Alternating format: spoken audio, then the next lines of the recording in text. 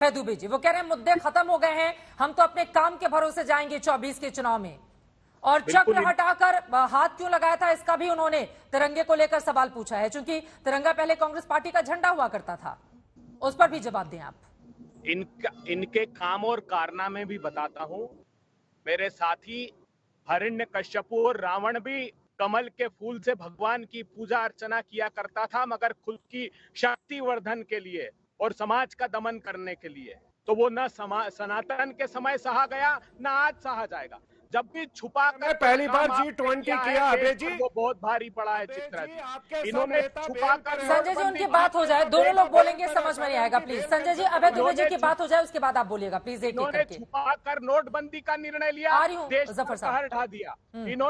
इन्होंने छुपा कर रात के में 3 किसानों के खिलाफ लेकर आए, हिंदुस्तान के किसानों पर कहर ढा दिया। ये लोग जमीन हड़पने के 3 अध्यादेश लेकर आए, एक के बाद एक किसानों पर कहर ढा दिया। रात के अंधियार में चुपचाप निर्णय लेकर लॉकडाउन लगा दिया, कोरोना के समय मजदूरों पर कहर ढा दिया। अभी भी बगैर एजेंडे के ये संसद का सत्र आहूत कर रहे हैं और देश सहमा हुआ है कि क्या निर्णय लेंगे हमें पता नहीं। आप G20 की बात करते हैं, पहले G20 को याद कीजिए, मोदी जी ने क्या कमिटमेंट देश को किया था। उन्होंने कहा कि 2014 में हमने निर्णय लिया है कि काले धन और टैक्स रिवीजन की जो जानकारी है वो ऑटोमेटिक रूट से बाहर आएगी। क्या हुआ?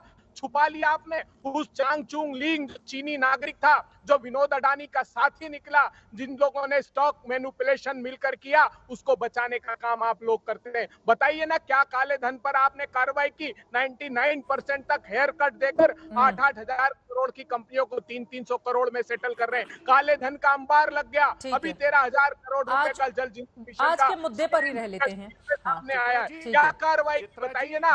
आज के मुद्दे पर ही रह लेते हैं सर। हर रोज का अलग अलग एजेंडा होता है। आज का जो एजेंडा हमने डिबेट के लिए तय किया है, संसद भवन में ये जो कमल का फूल हर जगह लगाया जा रहा है, उस पर तो आज के एजेंडे पर ही रह लेते हैं। अब मैं चाहूंगी अभय दुबे जी ने जो सवाल खड़े किए, जफर साहब आप उसका जवाब दीजिए पहले। देखिए चित्रा जी, बड़े अफसोस की बात है, कमल का फूल जो है किस चीज का प्रतीक है? प्योरिटी और स्ट्रेंथ का। इनको इस पे भी आपत्ति हो रही है। कमल देश का राष्ट्रीय फूल है, वो किसी पार्टी के फूल से नहीं, पहले तो उसके बारे में सोचना चाहिए कि वो राष्ट्रीय फूल है।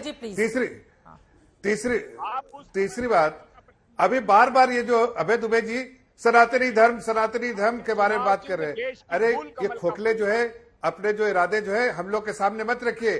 अगर वाकई आप सनातनी धर्म के इतने दुहाई देने वाले होते और आपकी पार्टी होती, तो जो आपके जिसको गोद में बैठा के रखा है, स्टालिन को या उदयनिधि स्टालिन को या ए राजा को या फिर खड़गे साहब के बेटे को कंडेम करना चाहिए था आपको।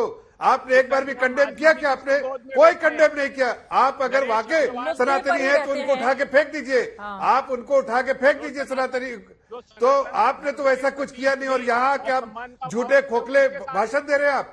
हकीकत तो यह है कि आप लोग देश के खिलाफ, आपके लिए परिवार ज्यादा इंपॉर्टेंट है, पार्टी ज्यादा इंपॉर्टेंट है, देश नहीं इंपॉर्टेंट है। भाई ये देश के संसद में ये लोग अगर ड्रेस कोड इस्तेमाल होता है तो ड्रेस के संसद में इस्तेमाल होता है। अधिकार क्षेत्र आपका नहीं, किसी पार्टी का नहीं, किसी सरकार का नहीं, बल्कि स्पीकर का अधिकार क्षेत्र है, राज्यसभा चेयरमैन का अधिकार क्षेत्र है। वो अपने अधिकार क्षेत्र का इस्तेमाल कर रहे हैं। आपको क्या आपत्ति है? अगर आपको आपत्ति है तो समझिए आपको देश से आपत्ति है, इसलिए कि राष्ट्रीय फूल से आपत्ति है। मतलब आपको देश, ये अगर संसद नहीं इस्तेमाल करे, कोई सरकारी संस्था नहीं इस्तेमाल करे, तो क्या आपके पार्टी के इस्तेमाल में होगा? ये समझ में नहीं आता है कि आप लोग हर बात में जो है कुछ न कुछ आप आपत्ति होती है। अरे आपके बैकग्राउंड में भी तो इतना कमल का फूल दिखाई दे रहा है ना सैयद जफर इस्लाम साहब, तो इसी वजह से पूछा जाएगा ना कि आपके बैकग्राउंड में भी है। आप लोगों के कोर्ट पर भी अक्सर दिखाई दे जाता है, G20 में हर जगह दिखाई दे जाता है। बचा संसद भवन, उसमें भी अब राज्यसभा की थीम कमल का फूल है, और फिर कुल मिलाकर ड्रेस कोड बची थी, उसमें भी कमल का फूल आ गया। देखिए, लेकिन हाँ बोल दीजिए। एक भारतीय जनता पार्टी या एक आम नागरिक से आप पूछिए तो आपको समझ में आ जाएगा हाथी भी चुनाव था। हाथी बड़ा बुद्धिमान माना जाता है, और आप जानते हैं कि हाथी को एक संग से कहा जाता है कि गणेश भगवान गणेश की तरह उनकी पूजा भी की की जाती है कई जगह। तो ये तो चुनाव करना कांग्रेस पार्टी का था ना, हाथी की जगह उन्होंने हाथ चुन लिया, पंजा चुन लिया। ठीक है, आप एक नया मुद्दा लेकर आ रहे हैं कि, लेकिन अभय दुबे जी, मैं आपकी जानकारी के लिए बता दूं और उनकी बातों पर भी जफर साहब ने जो टिप्पणी की है, देखिए जब G20 का आयोजन हो रहा था, दिल्ली के अलग अलग हिस्सों में जाकर मैंने ग्राउंड रिपोर्टिंग की थी। बिल्कुल एयरपोर्ट के पास बड़ी बड़ी मूर्तियां हाथी की भी लगाई गई थी। वो तो अब बीएसपी का चुनाव चिन्ह है, तो फिर बीजेपी से सवाल पूछा जाना चाहिए कि बीएसपी का चुनाव चिन्ह आप प्रचार प्रसार क्यों कर रहे हैं? सर, ये कोई मुद्दा है जिसको लेकर इतना सियासत और क्योंकि ये संस्कृति से जुड़ी हुई चीजें हैं, उन धरोहरों को लेकर आगे बढ़ना और अगर दूसरों को दिखाना मकसद है तो फिर इसमें इतनी आपत्ति क्यों होनी चाहिए? अभय दुबे जी। चित्रा जी, इन लोगों ने संस्कृति को भारत की रोन दिया है। हाथी जो है वो कभी भी भारत की संस्कृति को, भारत के प्रजातंत्र को रोंदने के लिए प्रयुक्त नहीं किया। ना हाथ का पंजा हुआ, ना साइकिल हुई। चूंकि कमल का फूल जो भारतीय जनता पार्टी का राजनीतिक चुनावी सिंबल है, उसके कारण देश को इतना बड़ा नुकसान हुआ, हम उस प्रतीक की बात कर रहे हैं। मैं पूछना चाहता हूं, बड़ा G20 की बात कर रहे थे, अगर इतनी को प्रति लिए आपके इस प्रतीक चिन्ह ने 84% लोगों की आमदनी क्यों छीन ली? आपके धन्ना सेठ की नेटवर्थ 12 लाख करोड़ रुपए हो गए, किसानों की आमदनी 27 रुपए क्यों कर दी? अगर इतना पवित्र आपका ये प्रतीक चिन्ह है, आपका प्रतीक चिन्ह उस कमल का फूल जो राष्ट्र का कमल का फूल जो राष्ट्र को प्रतिबिंबित करता है, वो आपका कमल का फूल नहीं है। वो जो भी भगवान विष्णु की नाभि से निकला है, वो कमल का फूल नहीं है। उनकी पवित्रता से तुलना मत कीजिए। आपने प्रजातंत्र को रोन दिया, इसलिए ये प्रश्न खड़े हो रहे हैं। आपने क्यों एजेंडा नहीं बताया? विशेष सत्र के लिए अगर आपने वो यूनिफॉर्म तय किया, कम से कम एजेंडा बताते। देश के नागरिकों को क्या छुपाना चाहते हैं? ये कोई प्राइवेट लिमिटेड कंपनी की सरकार नहीं है, ये प्रजातंत्रीय व्यवस्था के तहत चुनी हुई है। इसमें अधिकार है, नेता प्रतिपक्ष को बुलाइए। जब आपके संसद के भवन पर लिखा है उदार चरितानाम तू वसुधैव कुटुंबकम, तब आप नेता प्रतिपक्ष मल्लिकार्जुन खड़गे जी को तक आमंत्रित नहीं करना चाहते। आपने उन देशों को आमंत्रित किया जो G20 की सूची में नहीं थे। आपने बांग्लादेश को, मिस्र को आमंत्रित किया। तो क्या तकलीफ थी अगर आप खड़गे साहब को आमंत्रित कर लेते? आप नए भवन के उद्घाटन सत्र में महामहिम राष्ट्रपति महोदया को आमंत्रित नहीं करना चाहते। ठीक है, जवाब दूंगा। ठीक है, ठीक है। अगर कमल का फूल आपकी चुनाव चिन्ह है तो हम उसका विरोध करेंगे। हमें स्पेशल सत्र बुलाया जा रहा है जफर साहब, और वो सवाल तो वाजिब पूछ रहे हैं, इतना ज्यादा छिपाकर क्यों रखा गया है? किस एजेंडे पर सरकार चर्चा कराएगी? विपक्षी दलों को अगर आप नहीं बताएंगे, वो पूरी तैयारी के साथ कैसे पहुंचेंगे? इतना गुप्त क्यों रखा गया है? जफर साहब, मैं आ रही हूं, एक बार जल्दी से उनकी बात हो जाए। बीजेपी से सवाल पूछा है जल्दी से। ठीक है, वो मल्लिकार्जुन खड़गे की बात करते हैं। जफर साहब बताइए, एजेंडा क्यों छिपा कर रखा गया है? डेमोक्रेसी नहीं, मैं आ रहा हूं। डेमोक्रेसी की बात करते हैं, जो इमरजेंसी लाने वाले डेमोक्रेसी की दुहाई देते हैं। अरे भाई, चल्लू वर्ग पानी में डूब के मरिए, आप डेमोक्रेसी के बारे में बात मत कीजिए। आपने डेमोक्रेसी को कुचल के रखा था। आज खुली आसमान में सांस ले रहा है हिंदुस्तान, इसलिए कि सबका साथ, सबका विकास, सबके लिए प्रयास होता है, इसलिए नहीं, सिर्फ परिवार के लिए नहीं होता है। दूसरी बात मैं कहना चाहता हूं, आप कह रहे हैं कि खड़गे साहब को इन्विटेशन नहीं दिया।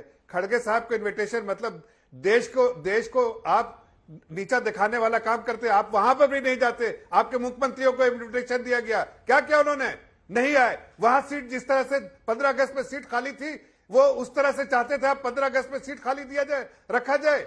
और साथ साथ किसी पार्टी के राष्ट्रीय अध्यक्ष को नहीं बुलाया गया, चाहे वो नड्डा जी हो, हमारी पार्टी के, हमारे राष्ट्रीय अध्यक्ष जी है, लेकिन फिर भी उनको आमंत्रित नहीं किया गया। उसी तरह से आपको, खड़गे साहब को भी नहीं किया गया। लेकिन खास के खड़गे साहब का रिकॉर्ड देख के बताता है लोग कि अच्छा हुआ नहीं है। आम जनता से पूछिए, जिस तरह से आपने कुर्सियां खाली रखी 15 अगस्त को, देश को कहीं ना कहीं शर्मसार करने की कोशिश की, आज फिर से आप वही नाकारा काम करके देश को शर्मसार करने की कोशिश करते। इसलिए अच्छा हुआ कि आपको नहीं बुलाया गया। देश की जनता ने इस पर 100% लोगों ने कहा खड़गे साहब को नहीं बुलाना चाहिए था, इसलिए नहीं बुलाया गया। वरना देश का नाक कटाने का काम करने वाले जो आपकी जो सोच थी, उसमें आप कामयाब होते। फहराया जाता है तो वो देश का कार्यक्रम होता है। खड़गे साहब वहां नहीं पहुंचे, कांग्रेस पार्टी के मुख्यालय पहुंचकर वहां पर वो तिरंगा झंडा फहराते हैं। इसके अलावा और भी कई अहम बातें उनकी ओर से कही गई हैं। मैं आ जाती हूं, जो अभी सत्र गुजरा है उसमें प्रधानमंत्री जब बोल रहे होते हैं, आप लोग पहले डिमांड करते हैं मणिपुर पर क्यों नहीं बोले, क्यों नहीं बोले, क्यों नहीं बोले। पूरा का पूरा सत्र जो है धूमिल हो जाता है। जब पीएम बोलने के लिए आते हैं तो फिर बायकॉट शुरू हो जाता है। तो सर सवाल तो है ना कि आपको इन्विटेशन क्यों चाहिए अगर जाना ही नहीं है तो।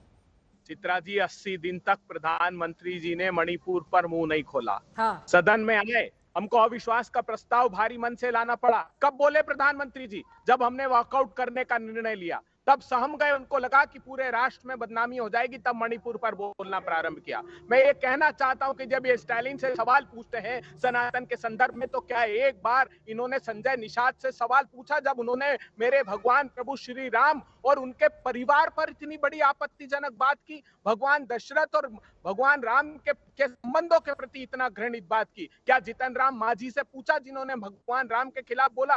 क्या नरेश अग्रवाल, जिनको पार्टी में शामिल कर दिया, जिन्होंने भगवान विष्णु, मां सीता और राम के प्रति इतनी दुर्भावना व्यक्त की कि मैं टेलीविजन पर बोल भी नहीं सकता हूं? तो ये लोग सिर्फ अपने राजनीतिक उद्देश्यों के लिए इस्तेमाल करना चाहते हैं। अपना कल तक आपके साथ और थे, और सनातन धर्म की क्योंकि अब आखिरी 4 मिनट बाकी हैं, एक टिप्पणी बाकी मेहमानों से जल्दी से। पहले संगीत रागी जी आपसे। हाँ। नरेश अग्रवाल जी पर इतनी आपत्ति थी तो नरेश अग्रवाल ने तो उस समय बोला था जब वो कांग्रेस पार्टी में थे, तो कांग्रेस पार्टी ने उनको बाहर कर देना चाहिए था, लेकिन कांग्रेस पार्टी तो नहीं, बाहर उनको नहीं किया। दूसरी बार अक्सर चाइना पर बात की जाती है। देखिए, समाजवादी पार्टी में थे वो। हाँ, समाजवादी पार्टी में थे, लेकिन कांग्रेस पार्टी ने जिनके साथ ये चुनाव लड़ रहे हैं, वो जिसके साथ इंडिया बना रहे हैं, उनका विरोध तो करते हैं कि ऐसे आदमी के, ऐसी पार्टी के साथ हम नहीं काम करेंगे, लेकिन ऐसा तो कांग्रेस पार्टी ने नहीं किया। समझौता तो उन्होंने उनके साथ भी किया। पिछले चुनाव में तो वो साथ साथ खड़े थे, ऐसा तो उन्होंने किया। दूसरी एक बहुत महत्वपूर्ण बात आती है, बार बार चाइना की बात आती है। देखिए, इसमें कोई दो राय नहीं है कि भारत के जो आर्म फोर्सेस हैं, जब ऐसा रोज रोज आप कहते हैं तो आप उनको अपमानित करते हैं। आप ये नहीं बताते हैं कि भारत की सेना ने उनके अंदर कितना घुस करके उनके कितने चीजों को कब्जा करे। ये सब चीजें बोली नहीं जाती है, लेकिन डिफेंस जैसे मामले पर कम से कम इतना तो आप अपने आर्म फोर्सेस को रोज जलील मत कीजिए। ठीक है। अमित जमई साहब, एक बार फिर से मैं लेकर आती हूं संसद भवन में। मणिपुर की टोपी भी वहां पर मार्शल लोगों को पहनने के लिए दी जाएगी, तो ये तो कम से कम मणिपुर की पहचान अब संसद भवन के भीतर इतनी पुख्ता तरीके से नजर आएगी, इसका तो स्वागत किया जाना चाहिए ना। देखिए, इस देश में प्रधानमंत्री जी ने हर चीज को टोकनिज्म बना दिया है। जब भारत के लोग, भारत की संसद को प्रतिनिधित्व करने वाले, जब पूरा विपक्ष, प्राइम मिनिस्टर साहब, क्योंकि कांग्रेस की सरकार नहीं थी ना वहां पे मणिपुर में, जब ऑनस्लॉट चल रहा था, जब उसको प्रधानमंत्री को क्या चाहिए था अगर वो अहंकार ना करते कि आइए हमारा देश है, एक देश में हमारा टूट रहा है, गृह युद्ध की सिचुएशन बनी हुई है, आइए हम सब लोग मिलकर मणिपुर को ठीक करते हैं। तो टीम इंडिया तो यही होती है, जिसमें अहंकार नहीं होता, वो तो ऐसे ही करते हैं। तो वो जो अहंकार है प्राइम मिनिस्टर से बाहर नहीं आ पा रहे। दूसरी बात क्या है कि क्यों खड़गे जी को बुलाया जाना चाहिए? मैं अभय दुबे जी से पूछना चाहता हूं, जो प्रधानमंत्री अपने आप को अधिनायकवाद के रास्ते पर ले जा रहा, जो प्रधानमंत्री चंद्रबाबू नायडू साहब को जब इस्तेमाल करना था इस्तेमाल किया, और जब वो किसी लायक नहीं बचे उनको जेल में ठूस दिया, जो पूरे विपक्ष को सहमति असहमति करने वालों को, जिनके साथ ये हाल करते हैं, चंद्रबाबू नायडू को जगनमोहन रेड्डी ने गिरफ्तार करवाया। सर, अब उसको भी आप केंद्र सरकार कहां से कहां लेकर आते हैं आप इस बात को? हाँ, यही तो पूछा जा रहा है कि जगनमोहन रेड्डी ने क्यों करवा दिया, ये सवाल पूछे जा रहे हैं। वो तो बीजेपी में नहीं है, कभी कभी कुछ मुद्दों पर सपोर्ट कर देते हैं। चंद्रबाबू नायडू प्राइम मिनिस्टर के दोस्त हैं, चंद्रबाबू नायडू प्राइम मिनिस्टर के दोस्त हैं, कुर्सी की ऑफर करते हैं, ठीक है, जेल भेज दिया उनको।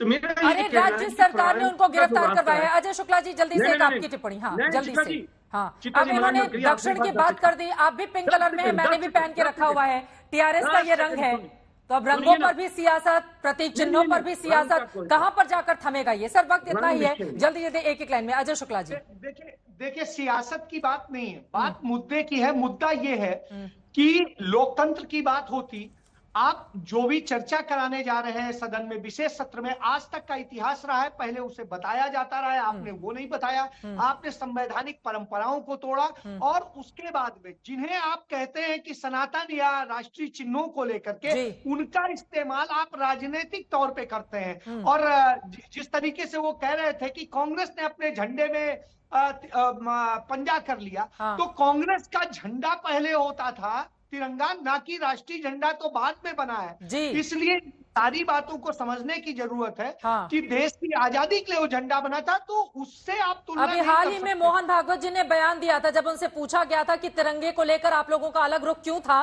तो उन्होंने यही बयान दिया था कि चूंकि वो कांग्रेस पार्टी का एक वक्त पर झंडा रहा करता था, लेकिन 1931 का वो जिक्र करते हैं जब उनके एक आरएसएस के सहयोगी की ओर से कुछ मदद की गई, जिसके बाद फिर आरएसएस इसको मानने लगा था। यही सवाल है जल्दी से संजय सर, आप जी दो लाइन में जल्दी से क्लोजिंग कमेंट।